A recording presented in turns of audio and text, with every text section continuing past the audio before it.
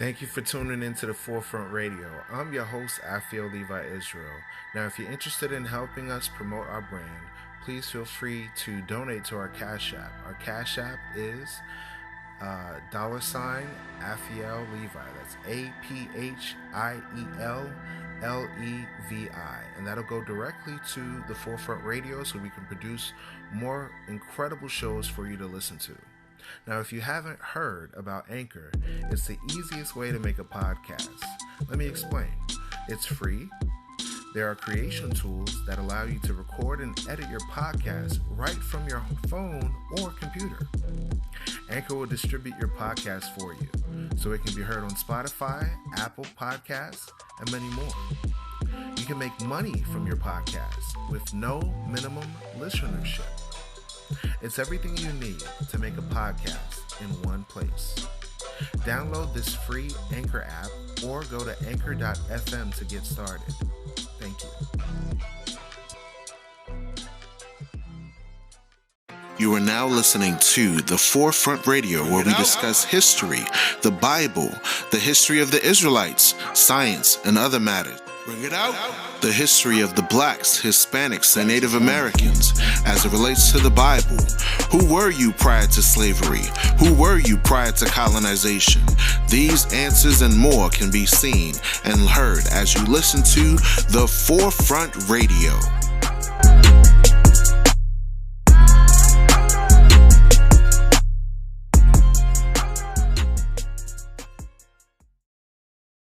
Yeah, man. So I appreciate you, inviting me on your IG and everything. Want to get a good, engaging dialogue with you and everything. We were talking offline and we were discussing a lot of different things. First I mentioned to you the importance of us in the diaspora to not get too attached. But first, let me introduce myself first. So I'm Levi. It's already that. I'm Levi. I'm the host of The Forefront Radio. We talk about Black history according to the Bible. We talk about, who were you prior to slavery? We invite a lot of different people and a lot of different Black perspectives, So I saw your channel Red Pill Spill a couple of months ago. I know you talk about a lot of various topics, so I decided to hit you up and kind of chop it up about like the prison industrial complex. What else we talked about offline? Like 9/11 being like the catalyst for all the crazy stuff we see going on today, and other things. So, go ahead and introduce yourself and everything, and we'll, have it for the podcast. Yeah. Podcast on its way. Right now, I've been working busy, so I don't really get time to set my own equipment up. But definitely have that as a vision. So Red Pill Spill, people can't call me Red Pill. It's been almost a year since I've done a live. And so you are my first guest in that sabbatical, let's just say. My page has been attacked for the messages that I put out, that I share, the selected topics that I focus on. It has its own consequences. I've been censored heavily, shadow banned, but they did not take this account away. So as long as this platform still exists, I'm still going to be Red Pill spilling the truth. Nice, and that's good to know. Where did you get the concept of Red Pill? Because a lot of times people talk about Red Pill and they think that's something to do with just relationships. Where did you get your particular concept of Red Pill? Yeah, man. Red Pill. It back to the first Matrix movie. That's really what I was a fan. First time I saw Matrix, I believe I was like 14 or I was like 15 when that movie came out. And that's a long time, man. With your old ass. Right. Without giving up my age. Right. But man, I was a fan, and I saw like right through the call it the cinematics, the action, the CGI. I saw the message, and ever since then, I knew like I'm taking the red pill. Like that's me. I'm gonna take and go down the red pill and go down this rabbit hole. And so I really like it. Really was around that same time when I started on my conspiracy research, and I was in high school, and the first subject that I really was like that blew me away was Illuminati in music. There was a DVD that was going around that same time, and it was a guy, a Christian pastor, that was preaching about the Illuminati in the music and the hip hop, and that's really got me started. And shortly after that, when 9/11 happened, I didn't have the same reaction like everyone else did. I saw the inside job that the report that the news was reporting as terrorist attack. I saw how it was orchestrated, and it was just the internet was relentless in showing and finding more evidence and more evidence about that. So that really led me on my first rabbit hole, you know. Um, and then I witnessed my own exposed like I had my own experience where I saw in my own personal life the true nature of our life in America, in the system, because I got caught up in the system. Another red pill moment for me that opened my eyes. And from there, it triggered anger. And then in my path, I chose to channel that anger into truth telling. And so there came the day I had to find a name for this page. And um, antidote. Why is that Matrix had nothing to do with relationships? Why is Red Pill all into this NG Toast pages?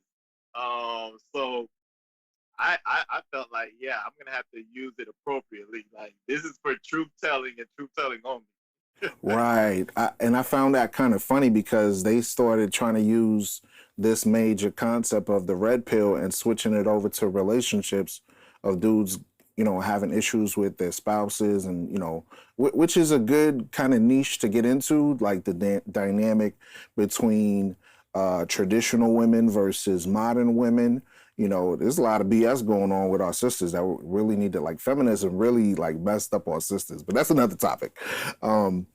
I wanted to ask you, like, what was some of your experiences that you see? Because, I'm currently going through, like, legal issues with the system as well. And I realized that there's a lot of stuff going on behind the scenes that don't necessarily get discussed on these type of platforms. You usually get like barbershop talk where brothers be talking about some of the stuff that they had to go through, but it's never, we don't like to show the shady side of Babylon the Great.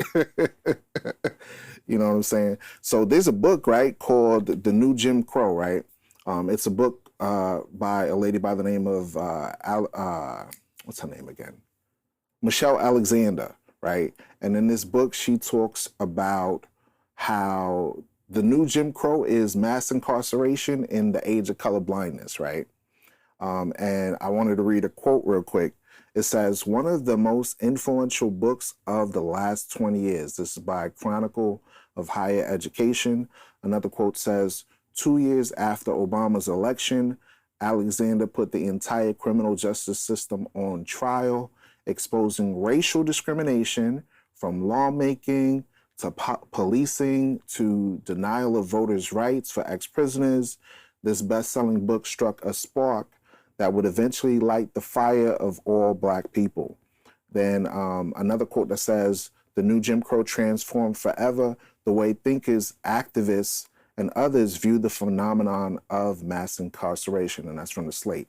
So what are your thoughts on that as far as like the hidden agenda and how the prison system is now like the new slavery?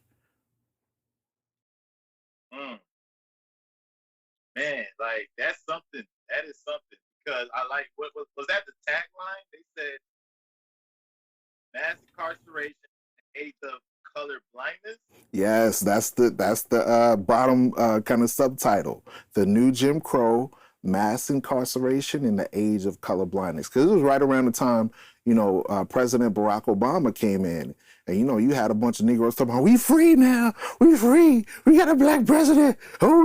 They hopping and jumping and skipping and all that. But then at the same time, you seeing dudes getting gunned down, you know what I'm saying, by the police. You got George Ford. You got Breonna Taylor. You got Mike Brown. To see a young black kid just cooking on the ground after getting killed for 4 hours, dude, that had me like, wait, we gotta wake up. We in the Matrix for real. It's a delusion. We think we in the land of opportunity when they really just messing us up. What are your thoughts on that? Yeah. Definitely right now it looks to me that the slavery hasn't really stopped. It might, from the way history was told to us by our ancestors, it was physical slavery.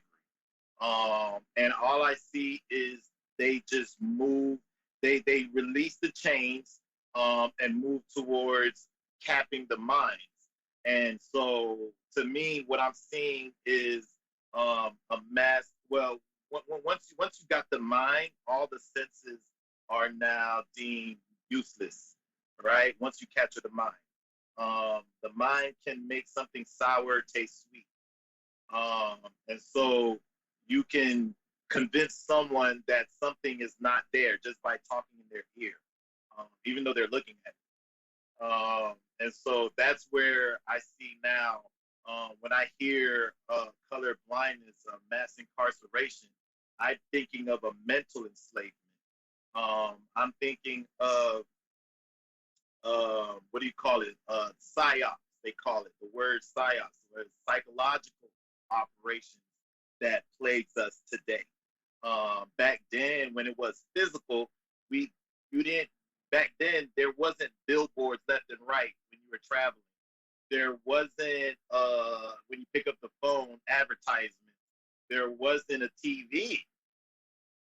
Not that, TV just came into the scene like in the 50s, 60s, with the TV single-handedly, a whole nation was captured.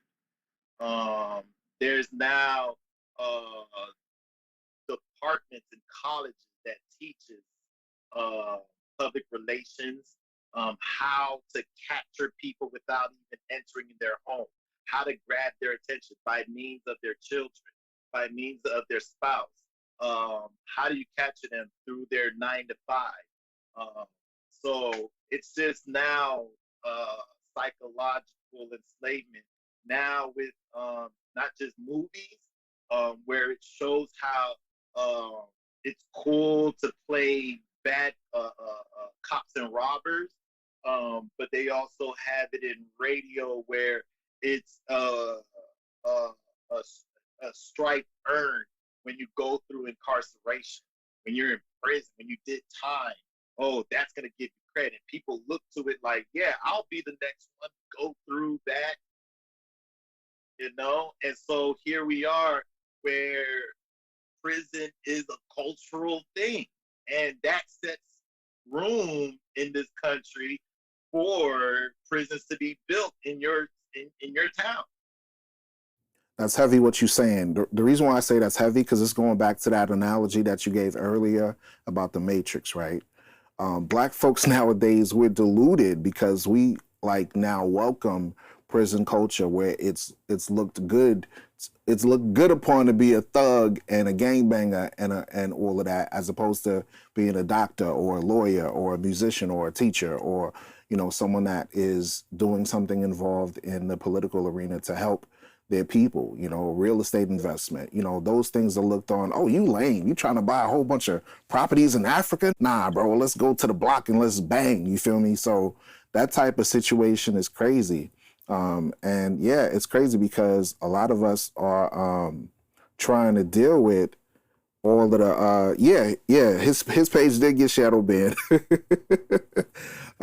So we had to deal with a lot of the different aspects of that. And using that analogy you used in regards to the in regards to the Matrix, I found it quite interesting that the place of freedom, right, that we were trying to get to was called Zion. In the Matrix movie, I think it was in like Matrix Resurrections or something like that. In that movie, the place of redemption is called Zion, right? And the ship that was in there was called the Nebuchadnezzar. I don't know if you remember that joint, but the ship was called the Nebuchadnezzar. So I don't know what's going on. It looked like his IG just went offline. Hopefully he could restart it and get back on the conversation. But yeah, you there? There we go. I'm here. There we go. So yeah, I wanted to ask you, using that same analogy of the Matrix, what is it that you see now with the prison industrial complex, with what you've experienced and what other people in our communities have been experienced with, mass incarceration, police harassment, all of that stuff? Yeah, that's a big one. So like, remember, like at the beginning when we're introducing ourselves, I was angry. I got angry when I got ran through the system. I got my share of. I went through my school of being politically re-educated on a lot of things.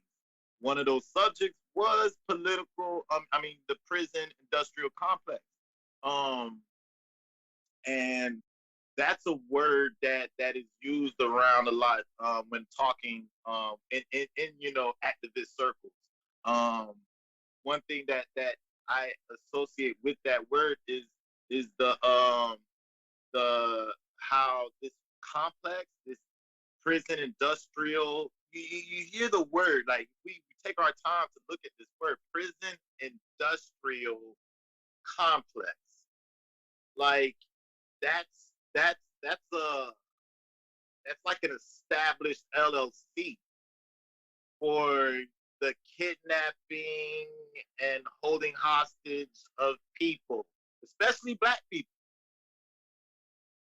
That's like a business title. And in a business title, they had a model.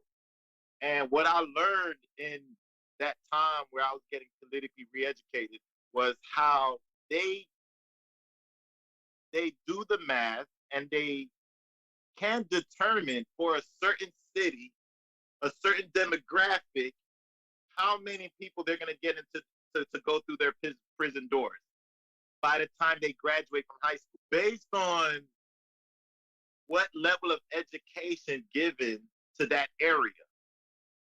If these kids are poor and they give them a poor education, they can determine by percentage how many of those kids will end up in prison for them.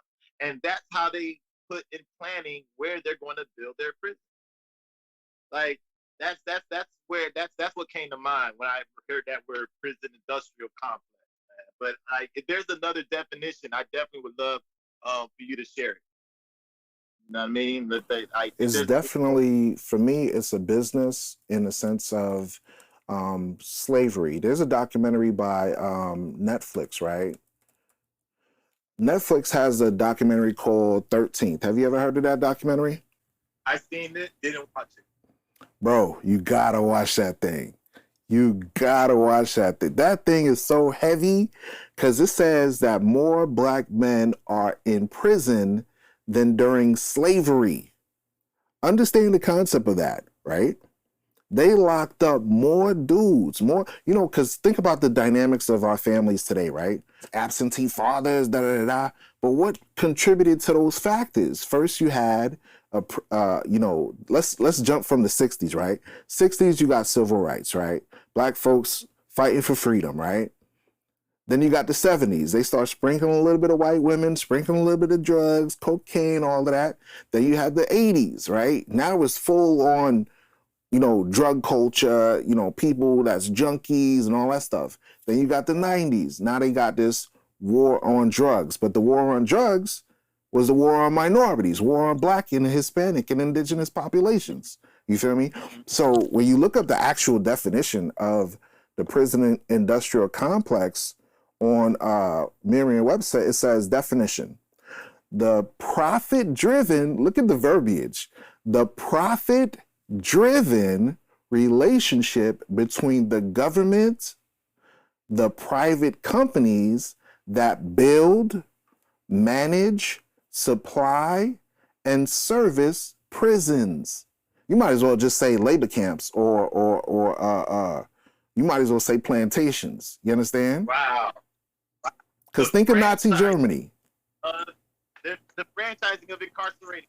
Yes, exactly. Then it says, and related groups such as prison industry unions and lobbyists. So that means you got political figures lobbying, passing laws, making rules and regulations to say, you see these folk that look like him, you see these folk that look like that, let's lock them up. Let's they're violating states' rights, so let's get them making money. Yeah. Making money off of us. That's why there's a decrease in men population, trying to have marriages and families established. They ripped most of the men out of the black community, and now people like confused, like, why is it that black men aren't in positions of power? Well, what was the factors that led to the decline since the 1950s till now? You see what I'm saying? Where men were entrepreneurs, employers, doctors, lawyers, all of that. And now it's like, what do you want to be when you grow up? I want to be a rapper. What the hell? Right. You know what I'm saying? Yeah. So I wanted to ask you about that. What are your thoughts on actually speak on some of your experiences dealing with this whole court system and how grimy they dealt with you. Go ahead. Yeah, man. When we were talking offline, man, I was telling you what something I share with people is when you want to know the spirit of a country, it's one thing you can see it on TV, but to really know it intimately, visit their courtrooms. Whatever country you go to, the one way to really understand what their, if every country had a personality type, how you could see it is in the courtrooms. And that's me. When I went there, when I was locked up, it wasn't, the crime was not even criminal, right? I call it the crime, but it wasn't even really criminal. It really wasn't. And yet I was, from start to finish, I was made to be this bad guy that I felt like I was about to have my day on the gallows where my head would get cut off. Like, I felt like, even though I know there's this thing called bonding yourself out, and probation afterwards, to be very honest, as a first timer that to go through it, it felt like, man, for doing almost, something natural, it really made me feel like I deserve a death penalty, man. Like, people know when you go to jail, man, how it is. You're not gonna get the best food. You're not gonna get medical attention. You're gonna be thrown into a cell that's tight, small, and crowded, amongst other people who are also stressed in their own life and freedom. And whether they're gonna get out, and things happen in jail where you gotta fend for yourself, and it feels like you're not only fighting for your freedom on the outside, but you gotta fight it here on the cell block. It's a bad environment. You know what I mean? Wouldn't want no one to go through it. But to talk more system about it, when I saw my lawyer bringing a gift to the prosecutor, my own attorney, I said, "Oh, it's over. It's a wrap. It's a wrap." Oh, Wait a minute. Say that. Wait. Say that again. So you're telling me that you talk to your attorney? They're supposed to represent you. They're supposed to have your back, but you literally saw. Say that again, bro. Bro, I'm sitting there in handcuffs and uniform waiting for my attorney to show up and represent me. He's running in late, but when he gets there, it's the first he does is beeline to the prosecutor's table, hands her a gift, and kind of like whispers something in the ear and a pat on the back like they're college buddies.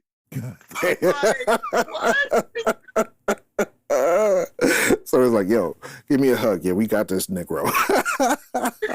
What the hell? Damn. It's crazy.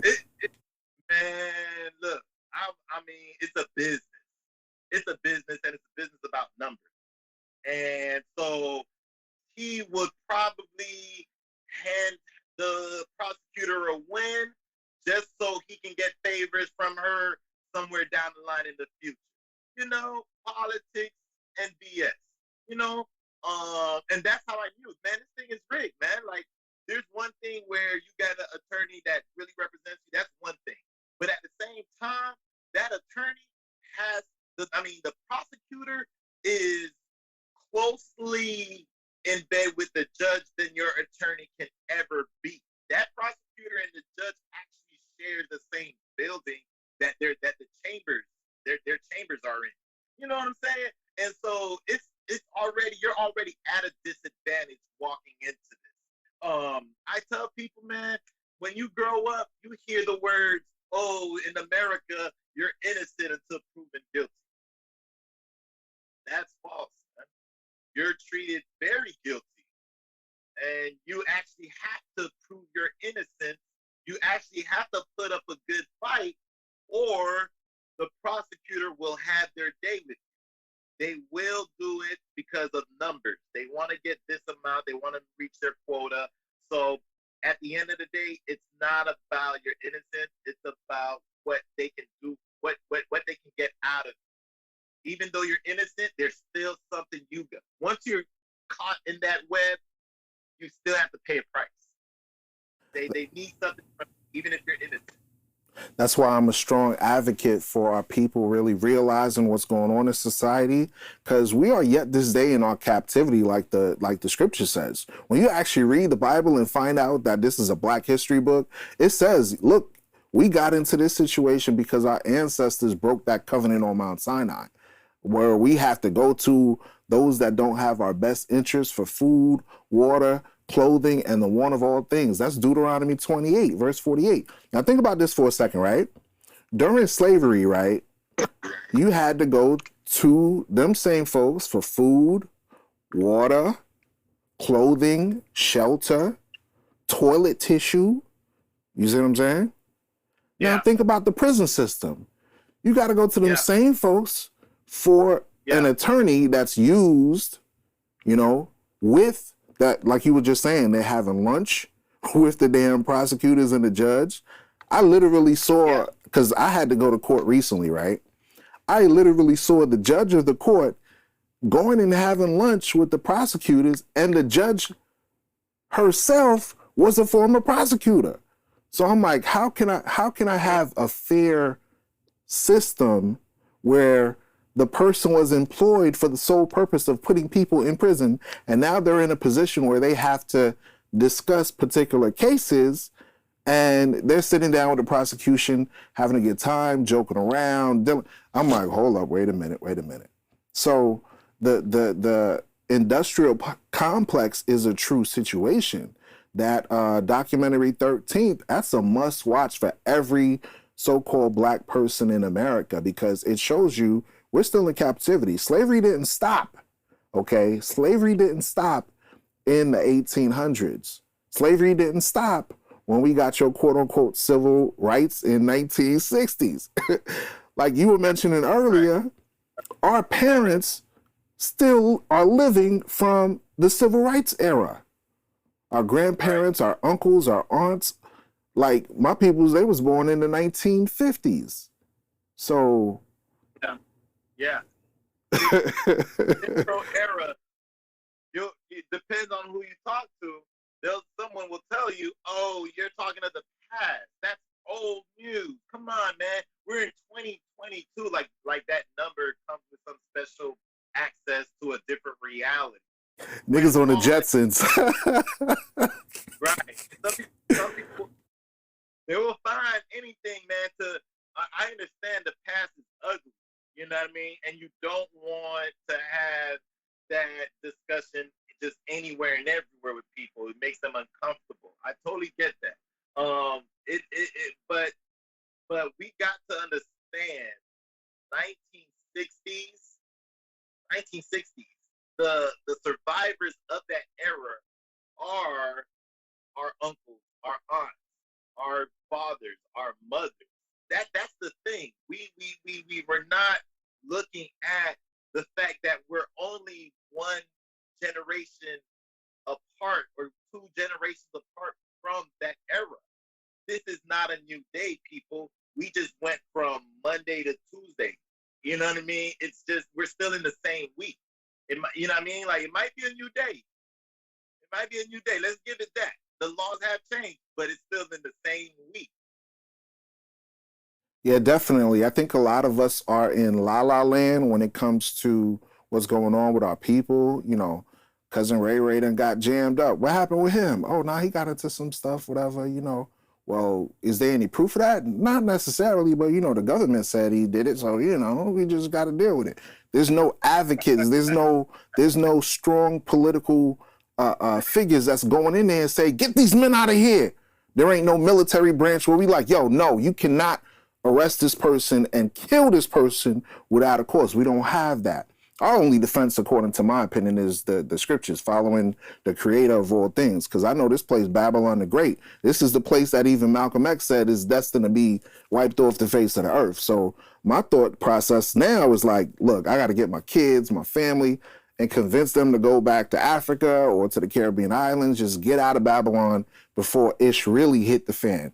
You already saw, right? I don't know if you saw recently how the current president right now was like, yo, we about to have a famine. And everybody just like, I'm about to turn up in the club. I'm about to go do. I'm like, yo, did y'all not hear this mofo just said? We about to have a famine.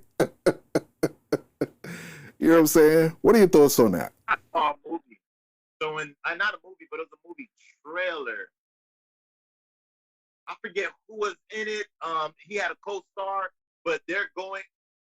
Leonardo DiCaprio, I believe, is in this movie trailer where they're supposed to warn the world about a comet that's coming. Yeah, Don't Look Up. That's the name of it. Don't Look Up. And how did everyone react? They was watching their celebrities on America Got Talent and all of that, and loving hip hop and all of that. They was like, I don't hear that. The world coming to an end. Turned down for what? Right. Sad situation, man. Are people really blind to that though? Because, you know, I would say right now, being that you understand what's going on, it's important for us to like advocate for our people and let them know on Instagram, on Facebook, on YouTube, and all these things that we do have. Look, be prepared for this when this hits the fan. You know, if you could have your own garden, if you could start stocking up on different items that you can set up for your family, whether it's water, whether it's getting solar panels, generators, whatever the case may be. If, like I always say this, if the so-called plan demo didn't reveal anything as far as the lockdowns and as far as all of that, we're set at a disadvantage when it comes to global events that happen to us as a nation of people. So it's best to be prepared and spiritually minded for those things, so we can help, you know, our people to work as a collective and a unit when it hit the fan. You remember in 2005 when Hurricane Katrina happened? You remember that? How brothers was on rooftops and stuff, and I remember distinctly Kanye West was like, George Bush don't care about black people. And it went over everybody's head. Everybody was just like, well, you know, back to your regular scheduled program. But me, I paid attention to that. So what kind of global catastrophe can occur where we're left in the dark? We're left in, you know, not being able to do anything about it. Another example of that is, you know, the whole Ukraine situation, right? Where so-called Africans are there in a European country trying to get out, and they're like, y'all Negroes, get off the bus, get off the bus, get off the bus, get off the train. We're going to let the pretty white girls get out. I was like, yo, y'all don't see that. Y'all don't see that. What the hell? Y'all don't see what's going on? Will be left behind. This is a perspective. You know, America's story is one of kidnapping and stealing of the land and the massacring of the natives. All right. And this is of the youngest countries in the world.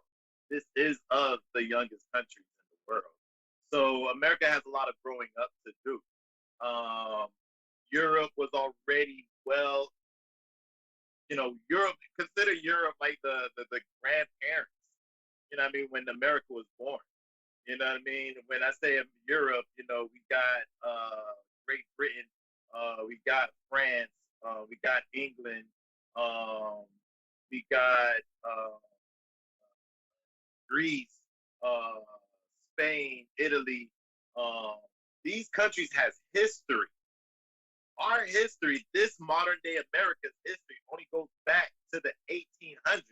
Theirs goes back before Christ.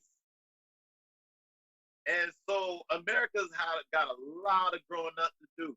I cannot put faith in the youngest country in the world to get up and turn from its mess and shape up and do right by us. You know what I mean?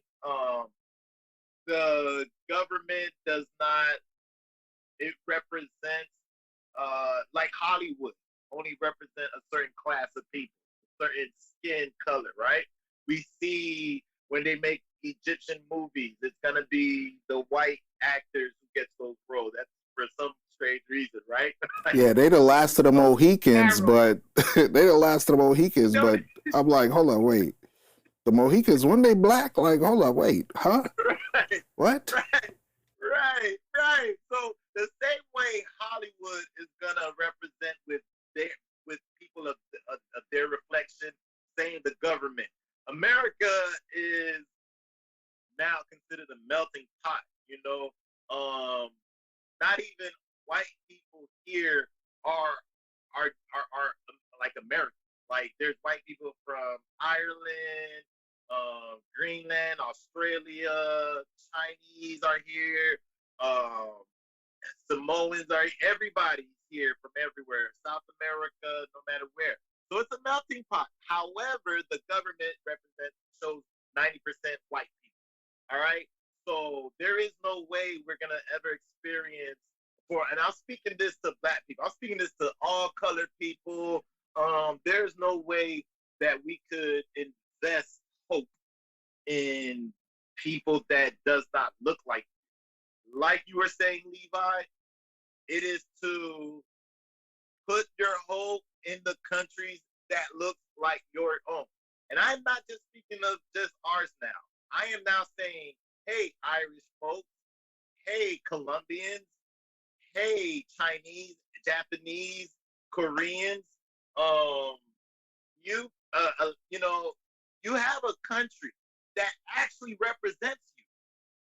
So you left that to come here, and now you want to fight for something that's yours, like Levi was saying.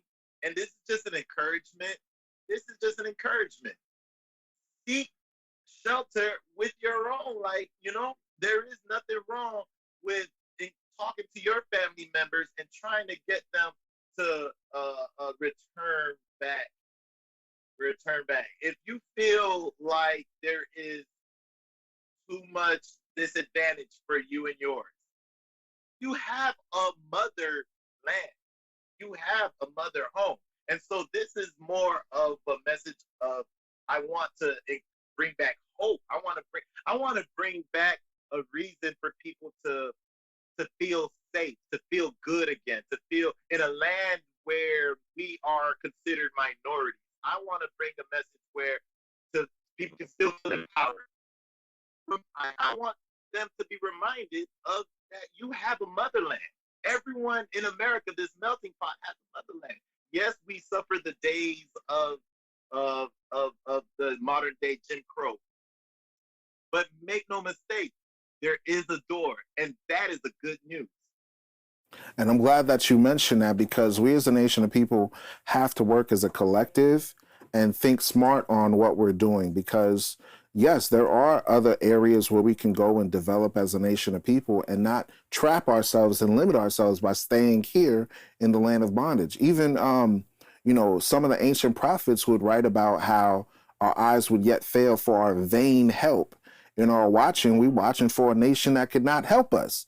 So America already showing you that they're not trying to help you. We got to gather together for ourselves and inspire others to say, hey, instead of being simple and paying $1,000 for 900 square feet, how about you go get some land over there in the continent, sprinkle a couple of houses on there, you know what I'm saying? Get your generators, get your solar panels, get some water, you know what I'm saying? Build crops, and you don't got to pay rent no more. You don't got to pay mortgage no more.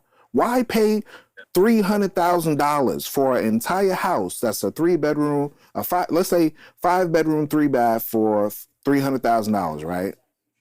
And then all of a sudden, if you can't pay the taxes on it, the government's like, we're going to relinquish your property. I'm sorry you can't pay, but you got to go. But I've been paying for 15 years. I don't understand. No, you're stupid, because you got to read the fine print. It's not yours. Especially the fact that we as a nation of people, every time we try to rise up from Tulsa, Oklahoma to Redwood, every time we try to rise up, what do? They kick us down. They're like, yo, I don't care if you're trying to be a doctor. I don't care if you're trying to be a lawyer. I don't care if you're trying to build yourself up as a race of people. We don't want to see black folks on top. So they're showing you through their actions. It's not a matter of just rhetoric. It's not a matter of, oh, we love everybody. So why the hell, whenever multiculturalism is involved, black folks at the bottom? riddle me that. You know what I'm saying? So we was talking offline about it, and I was mentioning, imagine if you had $6,000 and you went to like the Philippines, or you went to like Nigeria or Ghana, and you're like, hold up, I got land, let me build something there, let me set up something and help my people to come back. That would be amazing. Bro, I saw this video, right, where this dude has 5 hotels in Gambia. 5, not 1, not 2, not 3, not 4, 5 hotels in Gambia. And I'm over here like, I'm struggling, paying rent. I got this little apartment here. I'm paying US dollars for this thing. And the amount of money I'm paying is not equating the amount of resources that I can obtain. So imagine if I go back to the motherland and I invest over there and the money there stretches 6 to 7 times, hell yeah, I'm gonna be straight. You know what I'm saying? You find a way to create an online business where you can get US money and then work it overseas, where you could build up their tourism, build up their agriculture, build up their businesses. We got to work together as a unit. What's your thoughts on that? Yeah. This is definitely something I would say is that golden ticket. It's like when you find your way back and you have land. Land is the true currency. Land is the real gold. And having and owning that, no one can take it away. I mean, there is such thing as theft. So I'm not going to say you can't, unless you know how to protect it with a trust. You got good lawyers. But land is gold. And finding your way to owning that, you are setting yourself up and your children up to inherit that for life. That is real wealth. Guys, like, unfortunately, our life is not one where things are easy access. Okay, we see the opportunities, but accessing it is another situation. Make money. In order to get out, you're gonna have to make money. You're gonna have to find something that you love, that you're passionate about, that you can own something that can give you a sense of ownership, that it's your baby, that you want to grow. With that kind of spirit behind it, you can actually grow and make whatever that thing is successful. Please find that thing that you love, that you're passionate about, that you know you can make money with, because nothing is easy. You know, like I'm saying, the options to get rich is available, but accessing it is another story. There's ups and downs, ups and downs. There's learning curves. So you're gonna have to go through headaches. You're gonna have to go through the mud first. And so when you find something that you love and you're passionate, that drives you, you will be fine with sleeping in your car for a few weeks or a few months, if that's what it takes, you know, just to save instead of paying rent or signing up for these mortgages. Mortgage, the word more, engage, death note. Like that, they put this in our face. More is death note. Like, this is crazy. But You got to pay till you die. Damn. Right. Till you die. You just bought yourself a grave, a fancy grave. All right? Unless are business oriented, because it is important to have a purpose. Find your purpose in something that can reward you back, something that can do so. Because in doing so, you can afford yourself a ticket out of here. And you don't even have to leave this country now. There's land for sale everywhere, but it is way more expensive. But the dollar bill is the currency that is in most demand around the world. So you will do a lot better, and I'm talking to the audience, you will do a lot better with your money overseas. You know, this is just something I've learned, and this is something that I currently want to see happen in my life, you know. And so I want to pass that same encouraging, that same spirit, that same thought on to those listening now. Find your purpose and monetize on it, because I don't know how you feel, if it's against your code or your religion to be this capitalist or to be one that wants to get rich.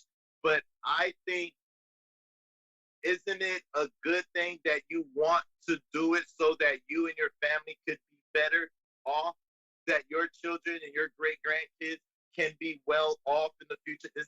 Wouldn't that make it a good endeavor?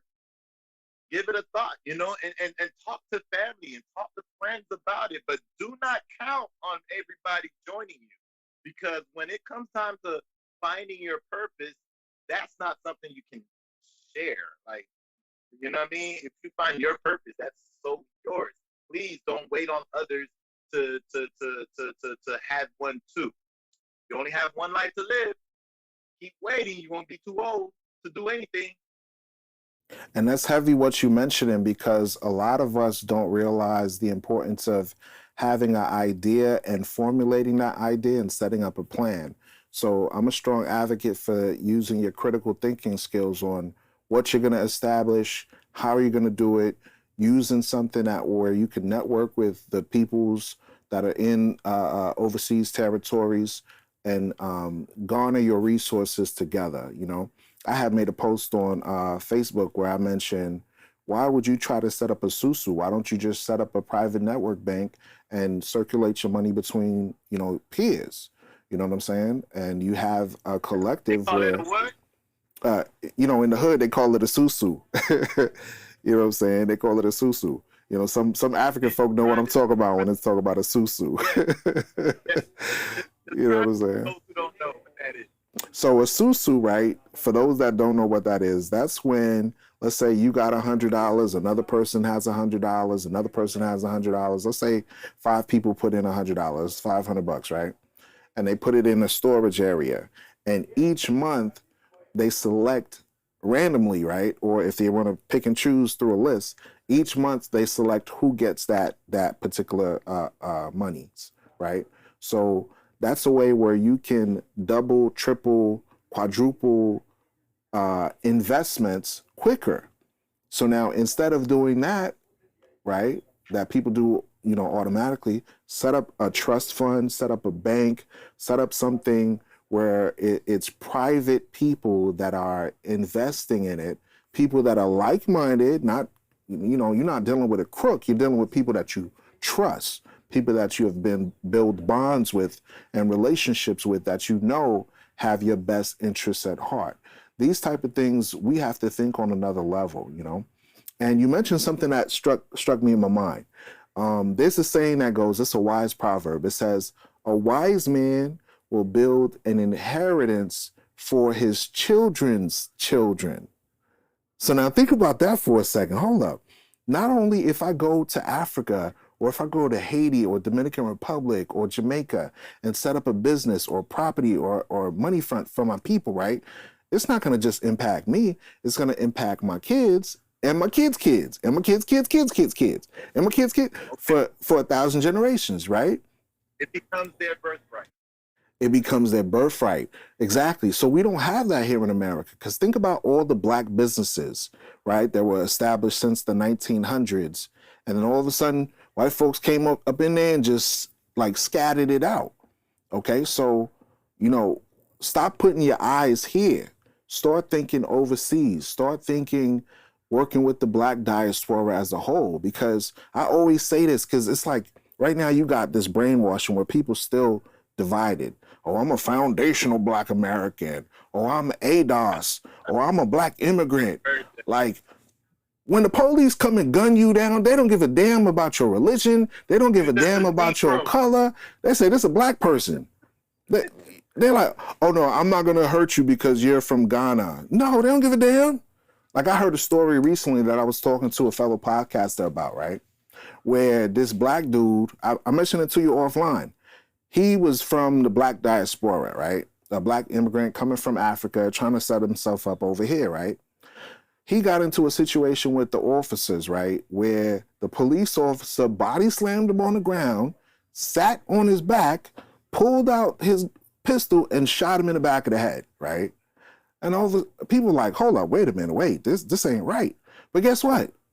They're like, oh, we got the toxicology report. The dude was under influence. So, you know, the police was right and justified. And I don't give a damn about none of that toxicology shit.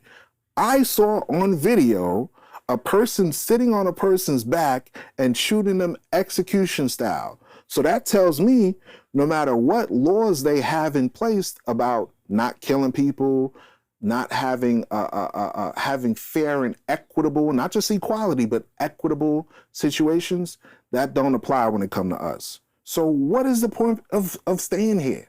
I don't like it here. I don't like seeing this happen to my people. So I'm like, yo, we got to go. We got to go. We got to go. Let Russia have his business with America. If Russia decides and say, right, this is a thought that comes to my mind. If Russia or China or Korea or whatever comes and says, press the button, and Putin is like, press the button, right? And they go over there and press it. Black folks gonna be like, oh shit. White folks like, I got my underground bunker, I got food, I got this, we got planes, we could go. Black folks like, go down to Houston and go to Magic City in Atlanta and twerk. Niggas is stupid. They bombing outside. Get a champagne. Right. So I just wanted to say thank you, man, for jumping in the conversation with me and chopping it up on this particular topic. If you had anything that you would recommend for any people that is dealing with, the prison system right now, what advice would you give to our brothers, to our sisters, to our people dealing with these issues in America? What advice would you give? Those who are incarcerated, man, I mean, I don't know if they're going to be able to see this message. But you're in a dire situation. I would love that they find encouragement, that they find purpose still within themselves to use that solitude to build or to educate, to get yourself into some books or to study law. It's still not too late. If there is a due date, where when you get released, like, make sure that when you get out, that you get out with a blueprint in your back pocket. You got a game plan now to do something for yourself, because you now see for you that this system does not have your best interest in mind. The streets does not have your best interest in mind. These jaws could care less about your life and your health. And so when you get out, there is nothing better than to do for self. Work for yourself, be your own boss. I would encourage them to find you something, get educated, learn something, a trade or anything. For everyone, I would leave everyone with this message that please, let's all come out of Babylon. Find love, find happiness in your life if you don't already have it. Because again, this is one life to live. We shouldn't have to let the devil win with it. Like, they can win in the streets, but let them not win in our hearts, in our soul, in our mind. When we find love, we are now investing our soul, our hearts into another person that we trust. That now it's like your safe that comes with the combination lock. Find love, man. Anchor yourself with someone that you love. Find a partner. Build this life together with a partner. And fix your credit. Like, fix your credit. There we go. Get it up there so that when you go for that house, you're not putting no money down out of your pocket. When you go for that car, it's not money coming out of your pocket. Look, you can use that credit to get you into wealth building.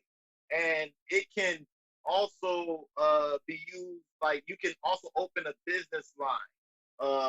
Get into opening, what do you call it again? EIN. You get an EIN number when you open a business line. And that is now a line of credit. Use it. Start making smart purchases in things that can build you wealth. Be business minded. Be business oriented with every move you make, because it's man, this life is one life to live, man, and find your purpose. Maybe that could be yours. Appreciate you giving that advice, and I appreciate you inviting me to the platform. I wanted to touch on something that one of the commenters stated, and it's vastly important for us to also make sure we connect to the creator of all things, the Most High. Make sure that we know who we are as a nation of people. Make sure we know what our purpose is, so better ourselves mentally, spiritually, physically, and then financially. Because if you know who you are as a nation of people, if you know how our ancestors conducted themselves and how to better our walk with the divine of all things, then everything will realign itself. You know what I'm saying? So appreciate you inviting me to your platform. I am Levi, the host of the Forefront Radio. You could tune into the Forefront Radio by typing anchor.fm/the Forefront, TheForefront. I got a YouTube channel. I also got the Forefront Express. Yeah, I'll type it in the comments real quick. Anchor.fm/the Forefront. And then you could also click on my logo, and then you'll see the profile pop up for that. What we normally talk about on the Forefront Express is the Forefront Radio. We talk about Black history according to the Bible. We invite different guests like my man Red Pill Spill to come in and chop it up and discuss some life experience as a Black man in the diaspora, as a man, that is spiritually minded now and awakening to a lot of things and exposing a lot of things that's going on. We have authors, we have doctors, we have health clinicians, artists, everyone in the Black diaspora that can come in and give input about how to better and help. Hey, my friend, you have just listened to the Forefront Radio. Please leave your comment and input about the show, what you like about the show, as well as any general feedback on ways to improve.